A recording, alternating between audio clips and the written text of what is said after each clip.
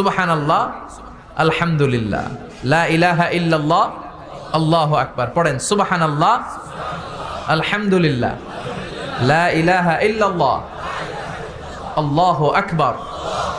এই চারটা জিকির হচ্ছে শ্রেষ্ঠ জিকির। শ্রেষ্ঠ তো শ্রেষ্ঠই তো পাইছেন, আর এদিক ওদিক তাকান কেন? পড়েন ইচ্ছা মতো। এই চারটা জিকির একসাথে মিলিয়েও পড়া যায়, আলাদা করেও পড়া যায়। আবার বিষ্ণুই বললেন, মিজানের পাল্লা ভারী করতে চাও, ফাআম্মা মান সাকুলাত মাওয়াজিনুহু ফাহুয়া ফি আইশাতির রাদিয়া।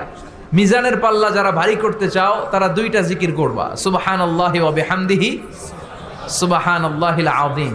এই দুইটা শব্দ কালিমাতান হাবিবাতান ইলার রহমান, আল্লাহর কাছে খুব প্রিয়।